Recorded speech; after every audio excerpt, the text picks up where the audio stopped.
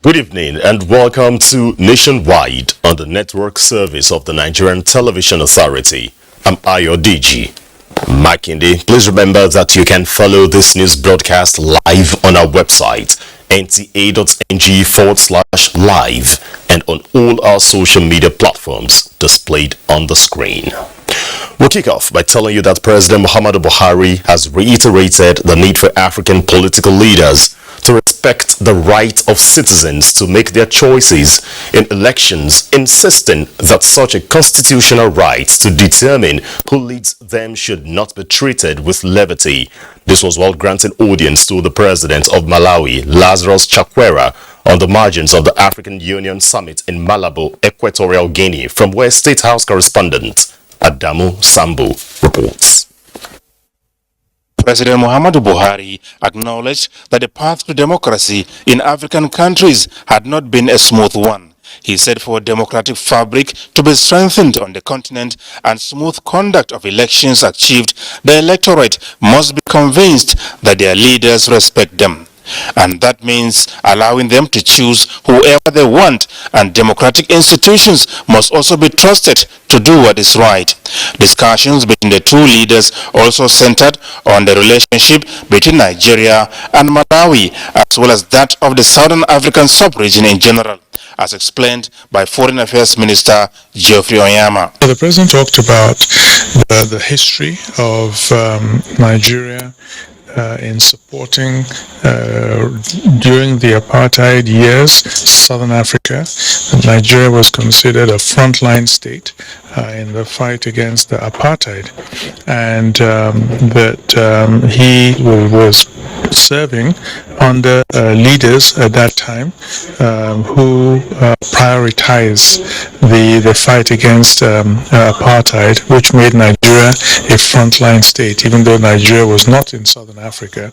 And he said so the links with Southern Africa has always been strong, and that it will continue to be, and he would support and do everything possible to cooperate and assist Malawi and other Southern African countries. The Malawian president was talking about some of the challenges the country has been facing in the area of agriculture, energy, and also how to strengthen relations with Nigeria. That Malawi wants to open a diplomatic mission in Abuja, and that is something they hope to do very, very soon. He would like to see an increase in trade between the two countries. President Chakwera described President Buhari as a statesman and role model, saying that his country is willing to learn from Nigeria's experience in agriculture, infrastructure development, and in managing security and violent extremism now creeping into the Southern African sub-region. Similarly, President Carlos Villanova of Sao Tome and Principe also met President Muhammadu Buhari.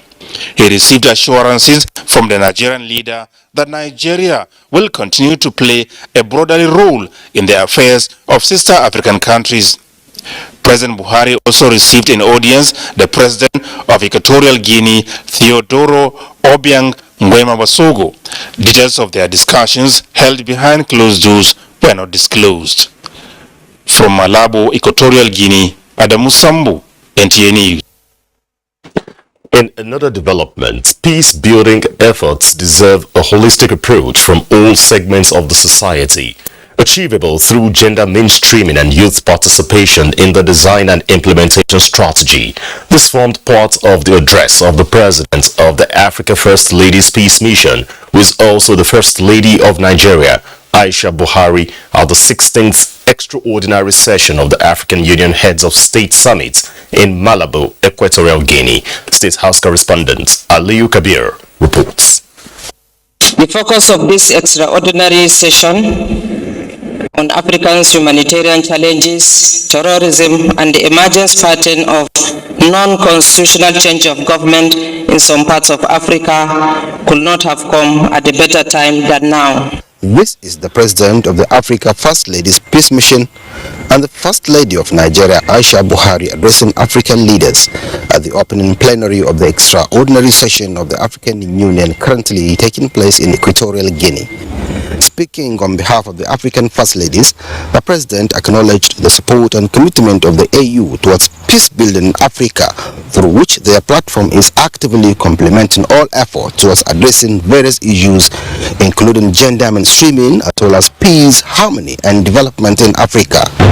The President of the Africa First Ladies Peace Mission has equally informed the head of state of the mission's achievements since her inception as the President of the mission in November 2021. We have secured a piece of land in Abuja, Nigeria, and have commenced the construction of a permanent and befitting secretariat for the mission. It will be completed and commissioned in January 2023 by the grace of God. The President has also intimated the African leaders on the need for support and commitment of their spouses towards enhancing education, health, women empowerment, as well as all efforts to promote conflict resolution within the continent in line with the Achievement Agenda 2063, AU Charter, and the UN Security Council Resolution 1325. Embark on programs that focus on peace building, education, health, and women empowerment. Collaboration with African parliaments and legislative institutions in support of broader engagements and gender mainstreaming in peace campaign activities and other efforts at conflict resolution.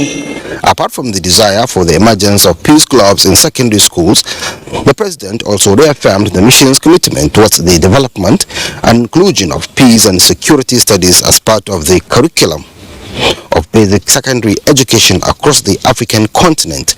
These, according to the President, are efforts towards promoting peace and development in Africa, urging all stakeholders to come on board. In Equatorial Guinea, Aliyu Kabir, NTA News.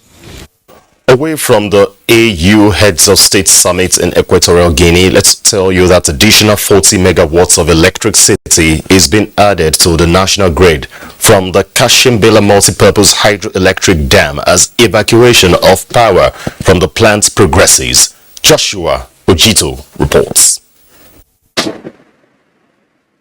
40 megawatts Kashimbela Hydroelectric Dam in Taraba State delivered and energized, with communities in southern Taraba feeling impact of electricity supply. When this light came, in fact, the business is moving, everything is moving on smoothly. Yes, we are enjoying the light. Bakum now is enjoying light, Wukari is enjoying light. The phase 2 of the project, which covers evacuation of power generated to the national grid, progresses with construction of 56 kilometers transmission line to link Yandef substation and Apir, both in Benue State. Minister of Power Abubakar Aliyu represented monitors progress of work, insisting the project be delivered this year. The line also runs through 75 kilometers to Wukari, which we have 2x60 MVA substation at Wukari to provide electricity to Wukari and its environment. And from Wukari now the line terminates here in Yandef to deliver the 40 megawatts to the grid. As federal government continues to evacuate power generated from new hydroelectric dams across the country, hope rises for electricity customers of improved supply. Joshua Ojito, NTA News. 1.5 million Nigerians are to be engaged as ad hoc personnel to conduct the National Population and Housing Census billed for April 2023. With a trial census fixed for next month, the National Population Commission (NPC) says it is training its state desk officers across the country on e-recruitment procedures and methodology in Abuja to ensure transparency of the process. Olusheye Adiagbo reports. Collection of quality data nationally and conducting a head count for the over 200 million Nigerian population will demand adequate and competitive recruitment of quality and able-bodied professionals to facilitate the process. The National Population Commission is rewriting the census-taking history in Nigeria. Chairman of the MPC, Nasu Isakwara, has been explaining how preparations involve engaging the huge number of human resources and logistics planning. It's going to be an e-recruitment process that will be transparent, and we want to involve every Nigerian that is capable to provide the service for us to be able to conduct the census. This two-day training program is now being put together virtually for MPC desk officers nationwide to acquaint them on the concept and procedures for the e-recruitment process, as well as standards to be followed in the recruitment of the functionaries for the pilot sensor and the main sensor exercises. And that is why we are georeferencing everybody to where it's going to apply, and geofencing the portal to the areas where we need to recruit people for the trial census. For the trial census in June, 10,000 Nigerians are to be engaged, and the e-recruitment portal will be opened by the 38th of May for interested Nigerians, to be closed by the 3rd of June. In Abuja, Olusheye Adiagbo, NTA News. A 2-week definite strike by the Academic Staff Union of Polytechnics, ASUP, which started on the 16th of May, has been suspended. A statement by the National Publicity Secretary of the union, Abdullahi Yalwa, which directed members of the union to resume work on Monday, the 30th of May, stated that within the 2 weeks of the definite strike, significant inroads were made in 4 of the items on their list of demands. The union is urging the federal government to quickly attend to the remaining 5 demands to allow industrial harmony thrive in the nation's polytechnics. Adiola will give us reports on APC Lagos West senatorial primary election and other events from our Lagos Network Center. Good evening, Adiola. It's over to you. Good evening, Ayo, and good color combination there. Welcome to Lagos. Former Lagos State Deputy Governor Dr. Idiat Oluwoti Adebule has won the APC Lagos West senatorial ticket. Ingenieur John Adams, who monitored the exercise, reports that it was peaceful. Amidst tight security, delegates were accredited before gaining access into venue of the primary election. Without waste of time, they went into the business of the day. After casting their votes, counting began.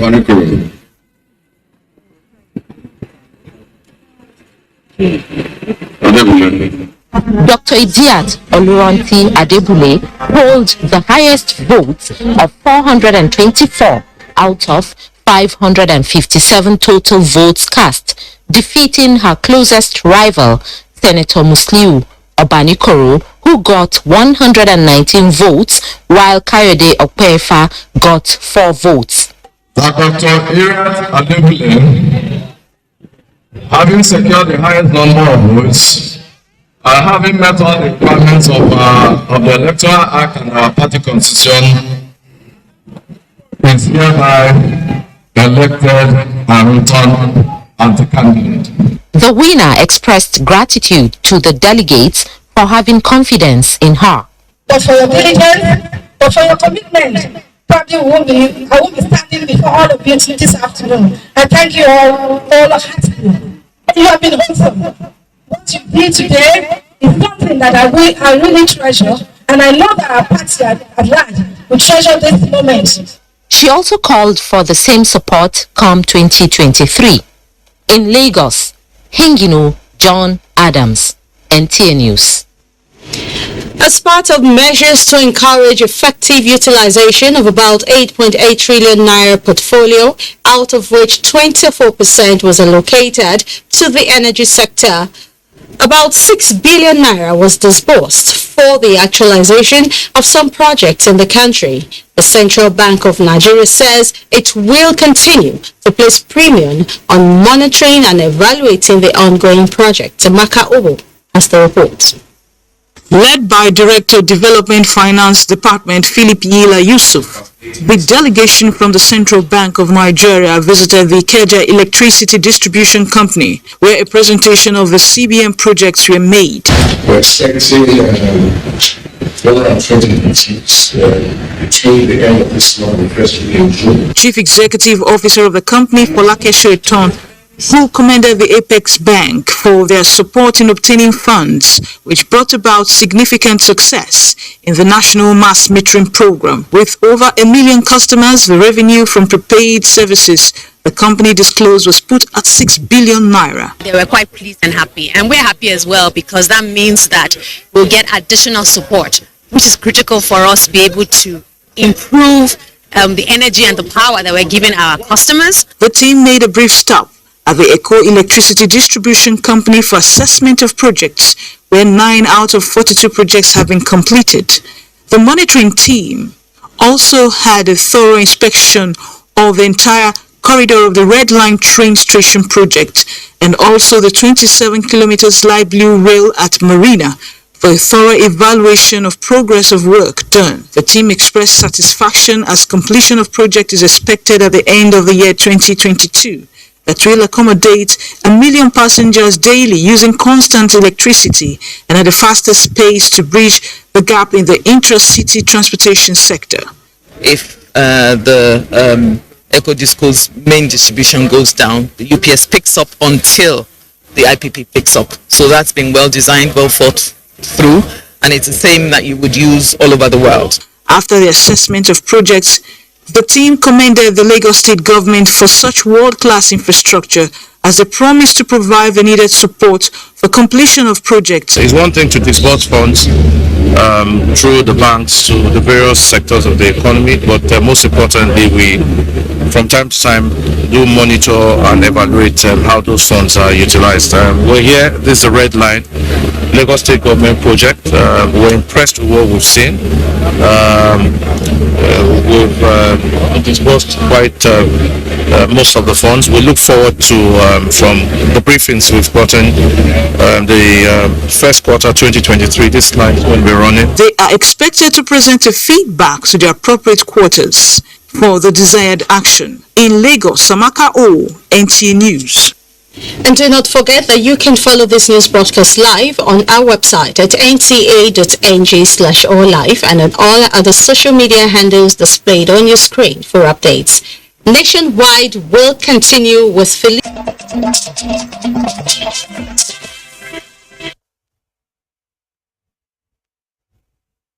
You're watching Nationwide on the network service of the Nigerian Television Authority. Welcome to JOS. 3 APC senatorial candidates emerged in Plateau State during the party's primary elections. Priscilla Grumnan has details. In Plateau South Senatorial District, delegates from the 6 local governments that make up the zone unanimously affirmed Governor Simon Lalong, who was the only aspirant. The total number of votes cast is 340. We have 5 invalid votes, and so we have the valid votes for this senatorial district election at 335. Simon Bako, having scored the highest number of votes cast today, is hereby declared. In his acceptance speech, Governor Lalong thanked members of the party in the zone for the confidence reposed in him to serve them at the red chambers, promising not to disappoint them if successful. Very soon, when we finish the presidential election, we will come and flag up our campaign. Don't be tired with us. We will move from the state down to local government to the world and even to the polling units. Similarly, Ambassador Chris Giwa of Plateau North Senatorial District polled 2,013 votes to defeat other contestants, while Diket Plank emerged winner of Plateau Central with 330 votes in Jos. Priscilla Grumnan, NTA News. The Special Task Force of Operation Safe Haven has graduated 122 youths trained to assist security agencies in Sanga local government area of Kaduna State. Abba Abubakar Yakubu completes the report. The essence of the training was to create security awareness among the youths who are described as vanguard of peace and development.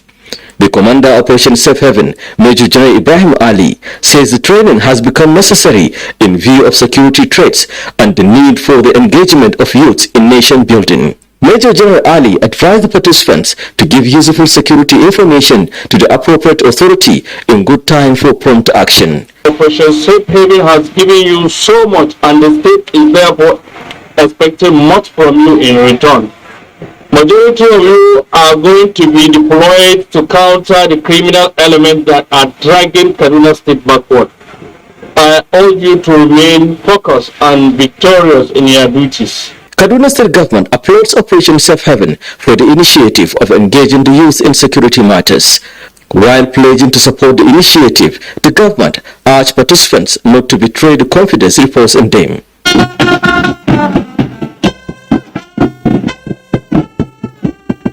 Abba Abubakar Yakubu, NTA News. That's it from Jos. Ayodeji is back to you in Abuja for more on Nationwide.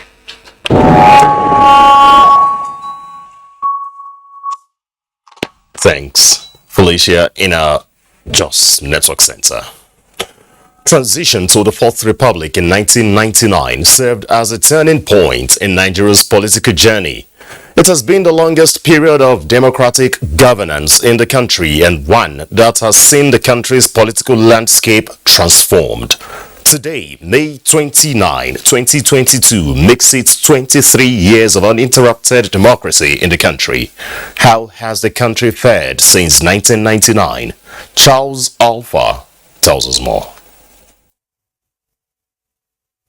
Nigeria's storied history with democratic governance has been an undulating course of interruption and false starts since independence.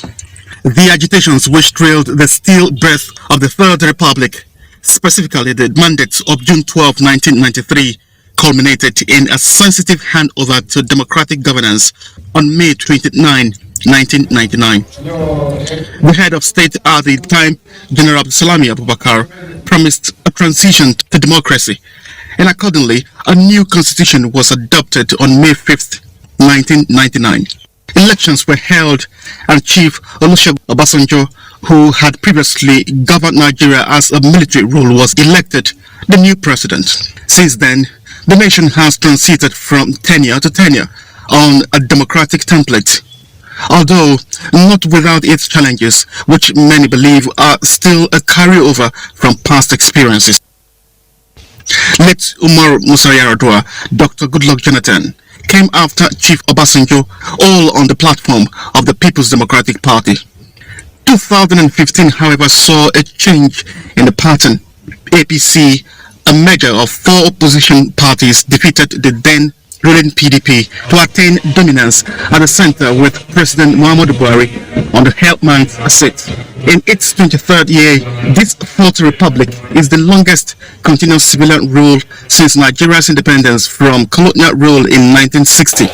May 29 was initially the official democracy day in Nigeria, since it marked the nation's return to democratic governance for the fourth bit of the cherry in 1999. However, on June 6, 2018, President Muhammadu Buhari declared June 12 to be the new Democracy Day to commemorate the democratic election of MKO Abiola on June 12, 1993.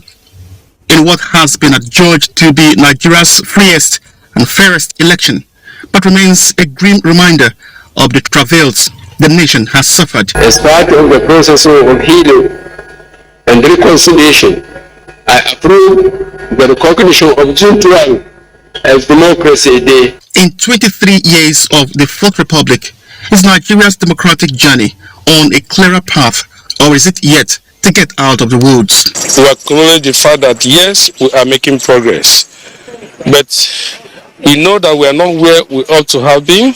I'm not saying we've not made progress, but for God's sake, we've covered some grounds, lost a lot of grounds. Say, for instance, security. Many say being the African giant in numbers may no longer be enough. They believe Nigeria's true greatness lies in the leadership. For us to make reasonable progress, the political actors across board must call themselves to order. We need ethnic nationality to come together to be able to put our country first. Charles Alpha, NTA News. Nigeria is blessed with amazing women whose extraordinary achievements helped shape Nigerian politics. From the southeast zone of the country comes a report on such women who made significant contributions to the political development of the southeast zone. Comfort Anyim reports. Women have no doubt remained critical to the development of Nigeria from the pre-colonial, decolonial and post-colonial era. And Nigeria's history cannot be complete without the contributions made by some women in the traditional, religious, socio-economic and even political spheres. The late Margaret Ekpo from Calabar is the first female political activist in Nigeria who led the APA. Today in history, Southeast Nigeria has produced amazing women who have made significant contributions to the political and social development of Nigeria and even Africa at large. Ngozi Okonjo-Iweala, the first African woman to serve as Director General, WTO. The late Dora Akunyili, Obi Ezekwesili, Senator Joy Emodi, Veji Etiaba, Stella Odoa, Uche Ekunife, Fidelia Njese, Senator Nkechi Nwogu, among others, are in the list of powerful women who have made significant contributions to the political development of the Southeast. At global level for 6 years, I was United Nations Special Rapporteur on Human Trafficking, traveling to and I've traveled to over 130 countries around the world. Political life was not back in 1998, and to the glory of God today, in my CV, I have my identity as somebody that served the state in various capacities. Deputy Governor in Enugu State, Cecilia Ezilo, is also another woman of sort. A 54-year-old Baroness, Dr. Tina Unyedike, a UK-trained lawyer, says she has passion to serve as a head of state. Men have been relegated to the background. The Nigerian Constitution, 1999 as amended, in Chapter 4 to be more precise, frowns at when men discriminate against or marginalize women. Lack of empowerment, denial of equal access to most resources, lack of information and education, respect for cultural values and beliefs, gender discrimination are major factors influencing women's political participation rooted in culture. In Enugu, Comfort Ayim, NTA News. Of course, we expect to see more women in the political landscape of the country as they continue to enjoy more relevance. Let's also tell you that the political scene is getting busier by the day with strategies taking different dimensions. Dolakbo Oshimbajo friends and family through a road show gave a physical push to the presidential ambition of incumbent Vice President Yemi Osinbajo. Salihu Gwanara reports. It is another season when citizens individually or in groups showcase their support for the aspiration of their political associates, friends and loved ones seeking for elective offices. Dolapo Osinbajo family and friends from the 6 area councils of the Federal Capital Territory are out to advocate for continuity in governance through same actors in order to sustain good governance. And the task ahead, or the task we gave ourselves before today, was to speak with each state delegates, which we've been able to get quite a number of them, and they all gave their assurance that yes, they believe in our cause. We know what our principal can offer, and we want him to give him chance to offer something for Nigeria. We will know he can, but Nigeria comes first. And we're standing in for men and women and all children. We pray that God will see us through. The group in a motorcade went around the city center from Yemi Osibanjo Presidential Campaign Office in Banex and terminated at Unity Fountain in Abuja. Saliu Gwanara, NTA News. Engagement for women inclusiveness and governance is gaining wider acceptance. The latest is an outstanding women mentorship and recognition ceremony put together by the Stand Tall Africa Initiative. Ikechukwu Ndukwe reports. Professor Ladi Adamu, who got the Center for Research on African Women and Nation Building and Gender Study named after her, is a professor of broadcasting at Ahmadu Bello University Zaria and a champion of the girl child education. I think the time is right for women to be included in all aspects of life. Give us the opportunity and see what we can do. I think what we should do as women is to support one another, to be able to create that unity. These and other topical gender issues is prompting mentorship of women to rise to the occasion of taking their rightful space in the governance of the country. Despite the fact that a lot of emphasis is being made at the urban level, politics, leadership, office, let us go down to the grassroots and see how we are going to empower. We have a lot of women doing well. However, if you notice, the policies that are laid down actually cripples a lot of things that they are doing. For example, getting a loan to date, there are challenges for women in business and the economy. The cultural and leadership structure of the continent of Africa are obviously designed to keep the female folks down perpetually in the scheme of events, particularly the Nigerian system. In Abuja, Ikechukwu Ndukwe, NTA News. With the election year drawing nearer, electorates in Cross River State are voicing their expectations ahead of the 2023 polls. Doris, in our Port Harcourt Center, will bring us a full package of these and more. Good evening, Doris.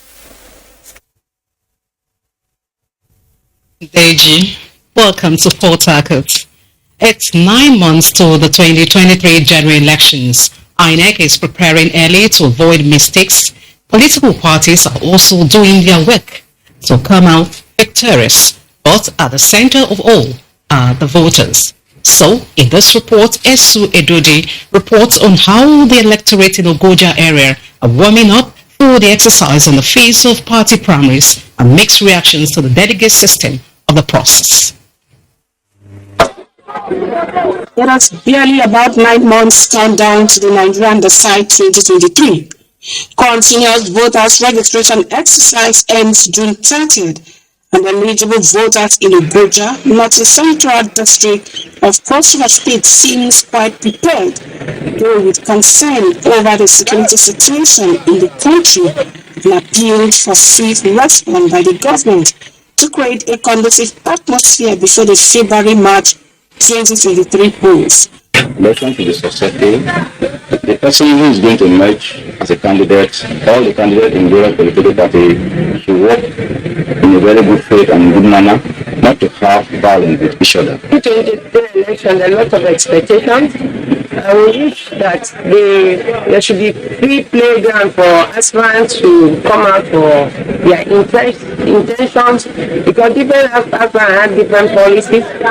Being in the hinterland, Ogoja, which is about 6 hours vehicular drive from Calabar, the state capital, electorates promised to vote for candidates whose manifestos are tailored to address the plight of the rural dwellers with the basics of life and someone with an outstanding leadership qualities for effective governance. When they say vote, when they get vote, they change. That is what people are scared. Like the local government, nobody comes to meet them except when you need them to vote for you. It should not be like that. The respondents appeal to Independent National Electoral Commission to conduct a free, fair and credible elections, and for the political class to conduct themselves according to the electoral law. Esu Edodi, NTA News. Parents, teachers and guardians have been urged to teach their children in words to imbibe and preserve their cultures. This was the focus of the 2022 Children's Day celebration by the NTA Port Harcourt Network Center. Ifeoma Omesa reports that NTA Port Harcourt Network Center equally devoted a day to treat children to a fun-filled celebration. Pupils and students from different schools in Rivers State gathered at the NTA Port Harcourt Network Center to commemorate the 2022 Children's Day. It was an exhibition of beauty, excitement and laughter for participants. The children were equally treated to lovely musicals and different games. I'm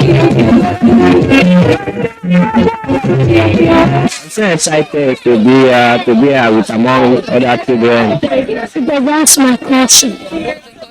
I enjoyed myself today. I had a lot of fun. The event also serves as an opportunity to educate parents and guardians on the need to showcase their cultural heritage while grooming them to become responsible adults. You can see the mood of the children. They're all properly dressed in Calabar culture. So we want to support what NTA is doing.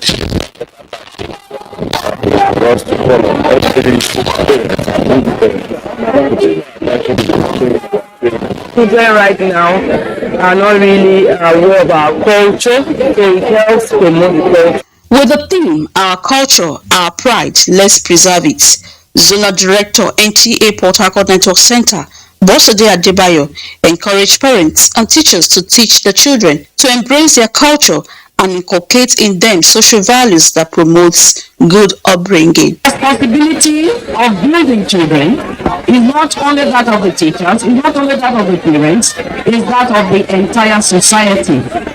And we are not only building the future that we want to see in our children, we also want to let them know who we are. We want to teach them our culture. For NTA Port Harcourt, beyond our social responsibility, our desire to have children imbibe the culture of the African man. We have a very important culture. And today we are discovering that people are gathering using it. So we want to take people back to the culture. Participating schools displayed dexterity in the cultural dance and other entertainment displays. This year's NTA Port Harcourt 2022 Children's Day leaves behind pleasant memories in the minds of all those that participated in the program. In Port Harcourt, Ifeoma Omesa.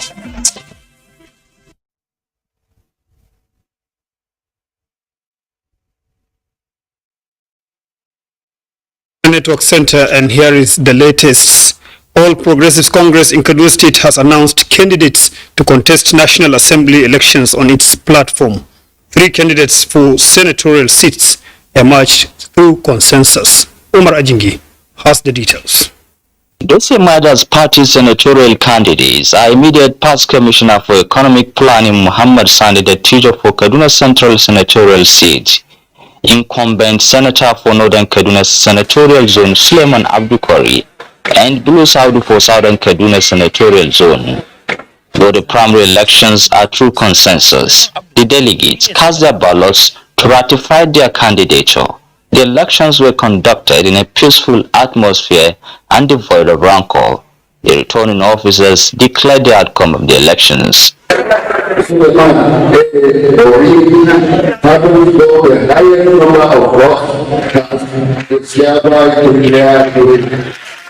Those elected pledged to justify the confidence reposed on them and urge APC supporters to redouble their efforts to ensure the success of the party in all elections. Similarly, candidates of the seat of House of Representatives from Kaduna State have emerged, among them Bello Nasru Ahmed Erufai, the eldest son of Governor Erufai, for Kaduna North House of Representatives tickets.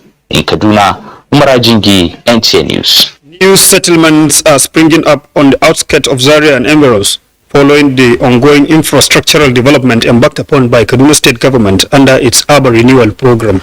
Tina Toro reports that communities around Shika Dam are among those benefiting from massive road infrastructure.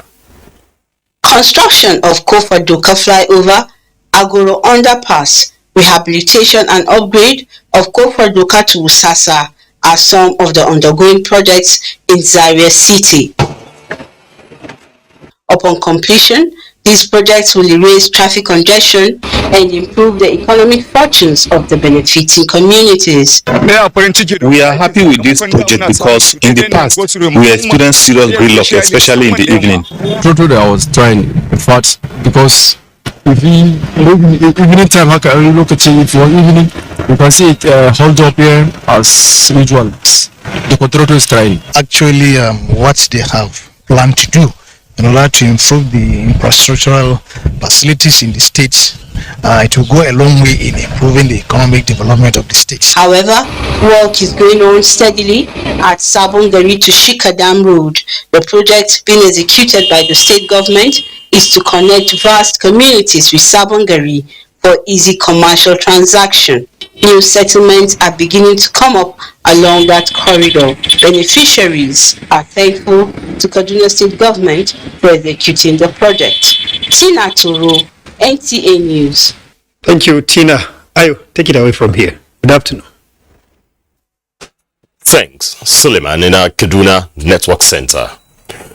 Let's move on the news and tell you that the head of civil service of the Federation, Dr. Folashade Yemieson, says permanent secretaries and federal and state ministries, departments and agencies have moral obligations to uplift the economic status of the country.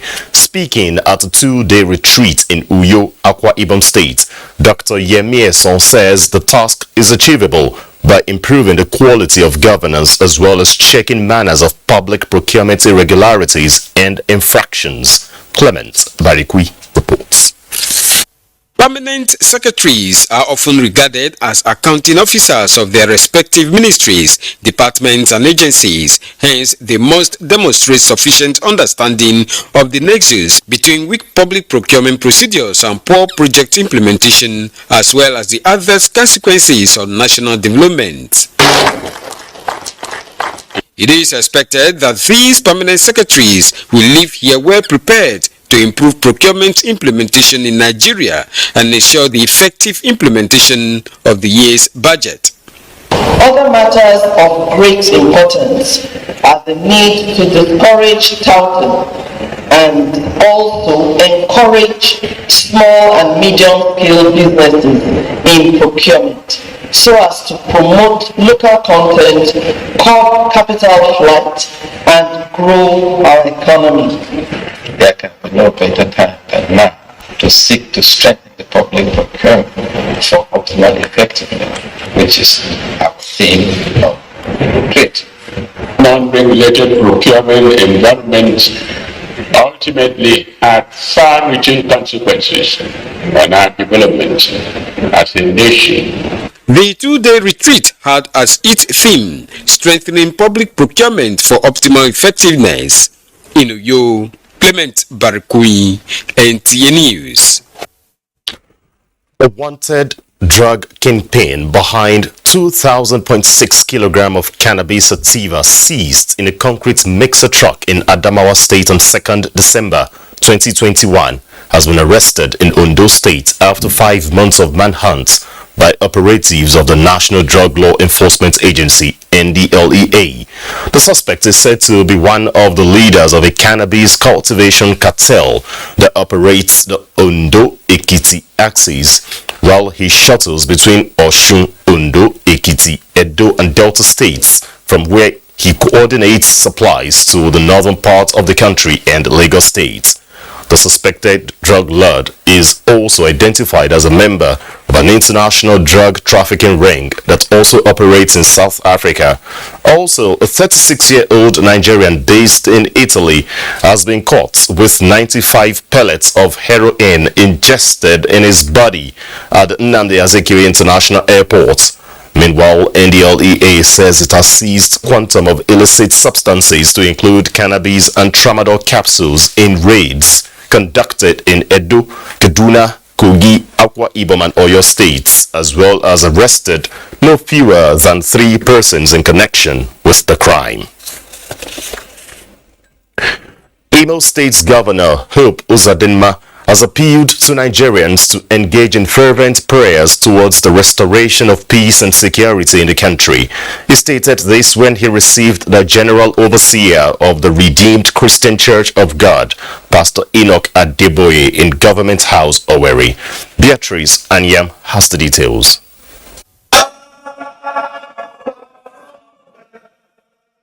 The general overseer of the Redeemed Christian Church of God, Pastor Enoch Adeboye, was received by Governor Hope Uzodinma and some government officials. The governor, while appreciating the clergyman for his spiritual support, says, following the challenges posed by insecurity, prayer for Nigeria has become necessary, especially with the next general elections just around the corner. He stresses that with more spiritual leaders playing their roles effectively, the unity of Nigeria will be granted. Peace, and that your visit will bring us unity and stability, bring us testimony that will be so manifest that will remove all distractions on our way and allow us to the business of governance. You will continue to grow from strength to strength. Recently, I got a leading of the Holy Spirit that I should go personally and visit the lands, particularly areas where forces of darkness seem to be causing so much problem, and go and proclaim in the name of the Almighty God that there should be light.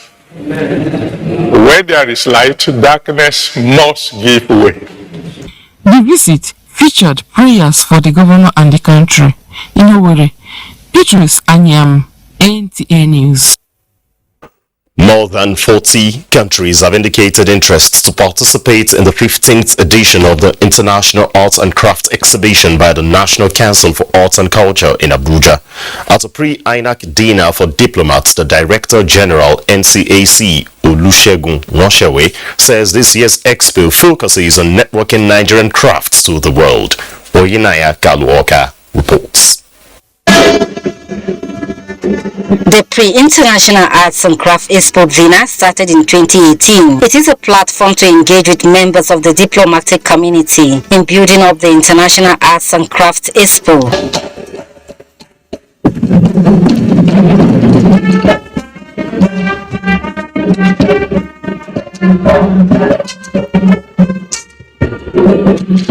With more than 43 countries, members of the diplomatic community say the Expo provides them with opportunity to explore Africa's rich cultural heritage, thereby promoting mutual understanding and cultural relations between Nigeria and other countries.